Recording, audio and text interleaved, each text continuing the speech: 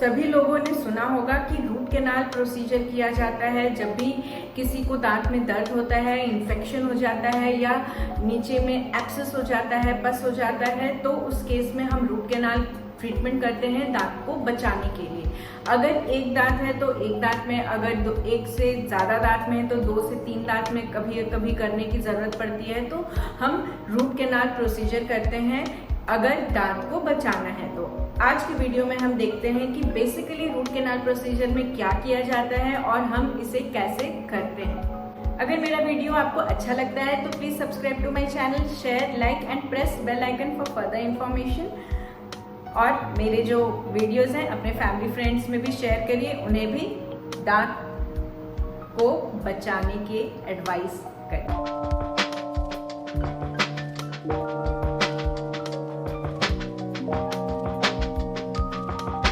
Hello friends, I am doctor Parul Karan and I am dentist. स्वागत है tooth knowledge channel में। Example लेते हैं कि जैसे अगर आपका दांत सड़ गया है, मैं फोटो के हिसाब से दिखाती हूँ और स्क्रीन पे भी आ रहे होंगे फोटोज, आप वहां से भी देख सकते हैं। तो देखिए यहाँ पे अगर ये दांत एक जो है वो सड़ गया है, ठीक है, ये एक दांत है। ऐसे कई दांत होते हैं मुंह में, किसी किसी के 2 दांत सड़ जाते हैं, किसी के साथ में 3 दांत सड़े होते हैं या फिर उससे ज़्यादा भी होते हैं। ये सब कुछ ओरल हाइजीन के ऊपर डिपेंड करता है। अगर आपने ओरल हाइजीन सही से प्रॉपरली मेंटेन नहीं किया तो उस केस में जो दांत में कैविटी लगना स्टार्ट हो जाती है। और हमेशा ये याद रखिए कि जो कैविटी रहती है वो अचानक से इतनी बड़ी नहीं होती है।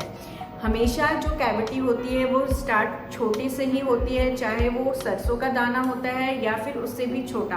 आपको दांत में कहीं पे भी ब्लैक डिस्कलरेशन दिख रहा है, कहीं पे काला दिख रहा है या कैरेमल कलर के दांत के ऊपर सरफेस में दिख रहा है और साथ में सेंसिटिविटी भी है, तो उस केस में आप दांत को बचा सकते हैं। स्टार्टिंग, वो जस्ट स्टार्टिंग फेज होता है और आप उस टाइम पे दांत को बचा सकते हैं। पर अगर आपकी जो कैविटी होती है, जो कीड़ा जो लगता है, अगर वो डीप चला गया, मतलब कि अगर ऐसा हो गया आपके दांत में, आपका ये जो दांत है वाइट कलर का जो आपको दिखता है, ये फर्स्ट लेयर है और ये जो सेकंड लेयर है ये थोड़ा सा येलोइश कलर है और यहाँ पे आपका रेड कलर का जिसमें आपका खून होता है, जैसे कि आप यहाँ पे देख सकते हैं। ये आपका हेल्दी टूथ है, वाइट लेयर, येलो लेयर और ये आपका पल्प टिश्यू होता है जहाँ पे दांत को खून, यहाँ से खून दांत को मिलता है। और ये जो पल्प टिश्यू होता है इसमें सॉफ्ट सॉफ्ट जो वेन्स रहते हैं वो उसमें ब्लड टिश्यूज होते हैं। इसमें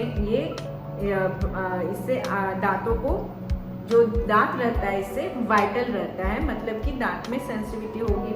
अगर कुछ गर्म खाया आपने या एकदम से ठंडा खाया आपने तो इसी से दांत को मालूम पड़ता है कि वहाँ पे बहुत ज़्यादा ठंडा दांत को लग रहा है या गर्म लग रहा है। तो अगर सपोज कैविटी इतनी ज़्यादा हो गई है, मतलब कि फर्स्ट लेयर से सेकेंड लेयर और थर्ड लेयर तक चली गई है, तो इस केस में पेशेंट को जनरली दर्द होता है या नहीं तो ये नीचे में पस हो जाता है।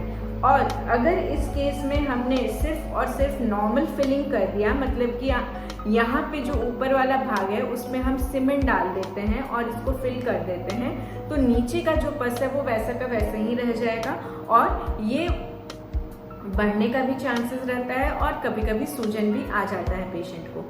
तो ये अगर यहाँ पे सीमेंट नहीं भरा रहता है, सिर्फ ऐसा केस रहता है, तो इसमें क्या होता है कि थ्रू एंड थ्रू स्पेस मिलता है और यहाँ से पस जो है किसी किसी केस में डिस्चार्ज होता रहता है, तो सूजन आने का चांसेस कम रहता है। पर अगर हमने यहाँ पे ब्लॉक कर दिया तो सूजन आने का चांसेस बहुत ज़्यादा बढ़ जाता है। तो इस केस में क्या करते हैं कि हम सबसे पहले इसको बचाना है दांत को, तो हम सबसे पहले रूट कैनाल ही करते हैं। रूट कैनाल में क्या करते हैं कि आपका जो दांत रहता है, जैसे कि आपका ये दांत है और ये आपको ऐसे कुछ दिख रहा होगा, ये जो आपको टिश्यू दिख रही है, टिश्यू के अंदर कुछ गया हुआ है, ये आपको दिख रहा है, ये फाइल्स होते हैं जिससे हम आपके जो इन्फेक्टेड टिश्यूज होते हैं, इन्फेक्टेड, वहाँ पे कुछ भी इन्फेक्शन है, नीचे में कुछ भी इन्फेक्टेड टिश्यूज हैं, उसको निकाल देते हैं, निकाल करके और वहाँ पे दवा डाल देते हैं।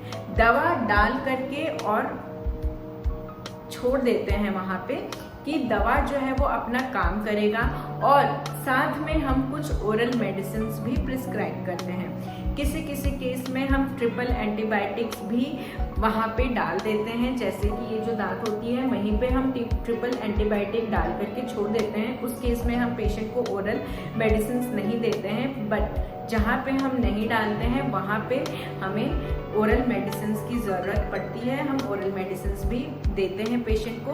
और सेकंड सिटिंग में जब आते हैं तो उसे हम साफ करके, क्लीन करके, मेडिसिन डाल करके, क्लीन करके, और फिर यहाँ पे जो आपको पिंक दिखता है, ये वाले पिंक से आपको ये काफ़ी डिफरेंट दिख रहा होगा, ये कट्टा पच्चा होता है जिसको हम अंदर में डाल करके और छोड़ देते हैं। ये आपका परमानेंट, ये आपका ओरिजिनल रहता है। जो नसें होती हैं ये ओरिजिनल होती हैं। इसको निकाल करके हम यहाँ पे आर्टिफिशियल जो नस होती हैं वो डाल देते हैं। ये आपका परमानेंट रहता है। जब तक आपके मुंह में ये दांत रहेगा और कभी भी आप एक्सरे लेंगे तो आपको यहाँ पे ये जो नसें होती हैं वाइट कलर की आपको एक्सरे में वो दिखाई देगी।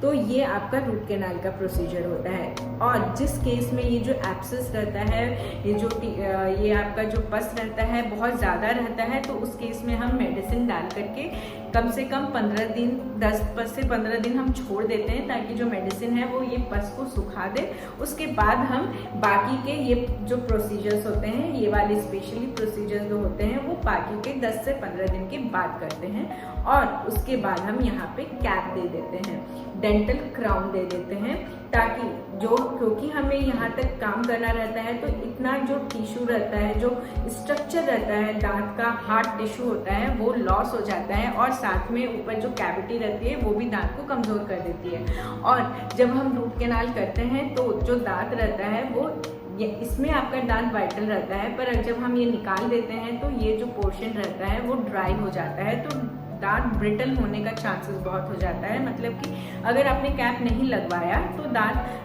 टुकड़े टुकड़े में टूट जाता है। इसलिए जो डेंटल क्राउन होते हैं, कैप्स होते हैं, वो देना ज़रूरी होता है कि आपका जो दांत है वो प्रोटेक्टेड रहे और आप उससे आराम से बेसिक खाना जो है वो खा सकते हैं। कड़ा वहाँ से कुछ भी नहीं खाना होता है, पर आप नॉर्मल रोटी, चपाती, दाल वगैरह, राइस वगैरह खा सकते हैं, बेसिक खाना।